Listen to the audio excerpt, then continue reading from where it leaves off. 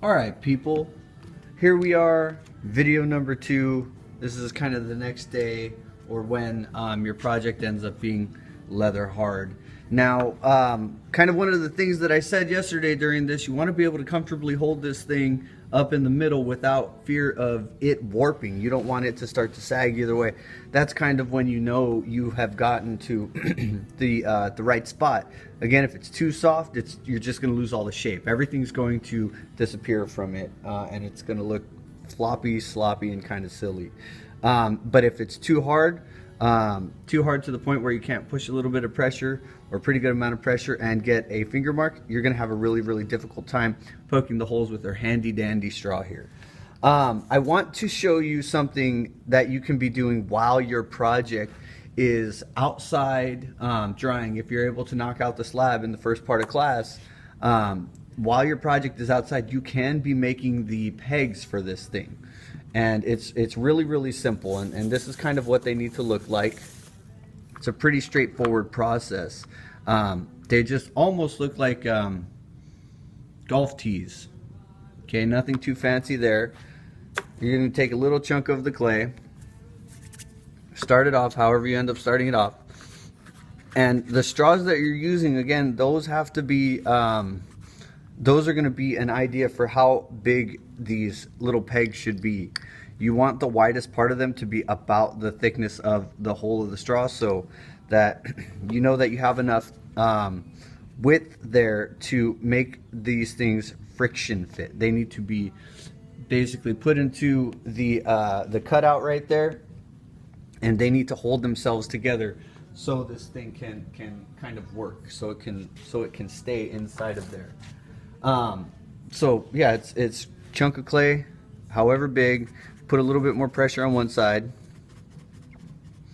and that is going to give you a good idea of how long those guys need to be. They need to go across, they need to fit inside the hole, fit across, but not be touching the other side. If they're touching the other side, you're going to get a way more clunky sound. It's not going to have that nice little ping sound that we're kind of going for. Okay, it's going to sound dull, it's going to sound flat, it's going to sound kind of boring almost. So when you push these things in, it needs to sit almost all the way across without fear of it touching. Okay, so make extras. If you don't make extras, you're just going to end up having to make some more later on, and you're just going to have to trust me on that one. Okay, so I am very quickly going to show you how I made the spiral on this thing, and this is going to kind of, some of you are going to mess this up, but it's okay. You can just erase. No bigs. Very simply, with whatever tool you end up having at your table, one of the wood knives is going to be perfect. If you start at this spot right here, and as you're rolling it, you just want to push a little bit of pressure on top of the clay. You want this spiral, and this is just a reference spiral. This spiral means nothing. I imagine that most of you are going to end up erasing this line when we get to it. And you're just going to continue doing this all the way around. This spiral means nothing other than to make sure you know where you're putting your pegs. Okay? Now I could do that all the way down. You guys are going to go all the way down with it and make sure it goes end to end. Start off about 1 inch away from the highest point right here, just so you know you have enough space, and about every 1.5 inches you're going to want to make a little line. The more spikes you have, the more pegs you have, the more work it's going to be, the more likely you are to have the pegs hit each other on the inside of the project, and if they're touching each other, you end up losing some of the sound, because again, imagine holding a bell by the bell part and ringing it. It's going to sound clunky, it's going to sound dead. But if you're holding the bell by the handle and you ring it, you're going to get that nice bell sound. Same thing applies to these beads. And then you would just continue working down the length of this guy. Okay? Now, one thing I might not have mentioned before when I was making these things, you don't really want to mess with these until they're a good leather hard. And you can see how hard this one is. When you bend it, pretty good pressure until it snaps about that point. The ones that I just made are going to kind of roll into themselves Okay, so you want them to be a pretty solid leather hard before you start messing with them and start pushing them into the project. Okay, now just the way I have the camera set up, you really don't want to be handling this thing with it kind of sitting down, laying down. You're going to start to lose your shape. You want to kind of keep it as upright as possible. The canvas actually provides a nice background for this thing. So now at this point where you made those marks at every inch, inch and a half or so, we are now going to use the straw, and you have to find the right amount of pressure. It's pretty straightforward. You push the straw into the thing, and the straw, because it's so thin, it's going to provide you with a nice clean cutout to work with.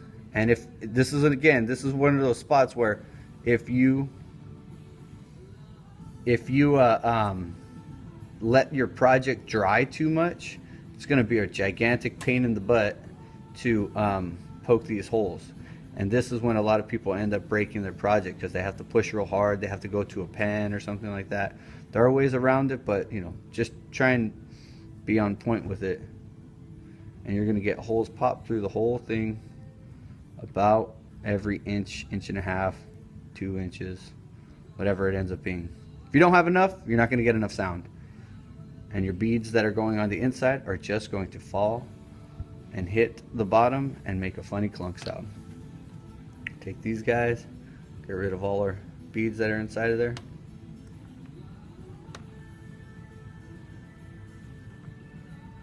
Nothing fancy there. All right, so now let's get to the peg installation process. So this guy now has all the holes. Imagine we've gone down the length of this thing. Now we want to start applying the pegs. Make sure all the newspaper's out. You do want to have a little bit of water available for this process. Get a little bit of water inside the little holes. That's going to be your glue for your slip. If you have this guy, he's probably the best. Still have him for sale, $3. Open up the pores right next to that area. With these guys, if they're a little bit more leather hard, you do want to open them up a little bit, just so we know that we have good adhesion. And then this guy, push into, being careful not to push him all the way across. I got a little crack there at the rim. I'll fix that later. And that's what you're going to kind of end up with. Chop him off. Just make sure everything is kind of scored and slipped, and that guy should not be very, if at all, visible.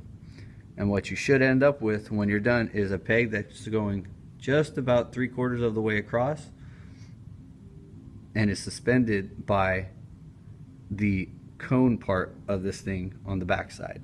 I'll show you that one more time. I know you guys already get it, but might as well see it just so we know. Just so we know. Open it up a little bit if you can. Just check for size. Add a little bit of water to the cone so we know that he's, if it's a little short, not a big deal. You just don't want it touching the next one. Mr. Parkhill, how are we going to get to the inside, the ones in the middle? You just have to trust yourself. You just have to know that you're doing a good enough job, and you cut these things to the right length, and everything will be all right in the end. Open them up. If you feel that the cones that you made were too small, you're going to have to make new cones. If you feel that the cones that you made were too big, then you're going to have to make new cones. No two ways about it. And I'm checking and looking, as long as they're not hitting each other, probably going to be just fine. Get rid of the extra. Boom. And here we are. You can erase the outsides. You can also add more clay to this to kind of clean things up. It's got to be soft clay. Add a little bit of water. And then eventually you can kind of even it out. Make sure there's no little air bubbles, because these guys will pop off the little seams that you're adding to it. And then once everything is said and done, then you can kind of go with the serrated rib. and clean up the total shaft of this thing and make it look nice and pretty, and set it up, prep it, get it ready for working with the detail. So there it is, 10 minutes. I'm gonna try and cut through some of that video. Looking forward to seeing you at video number 3.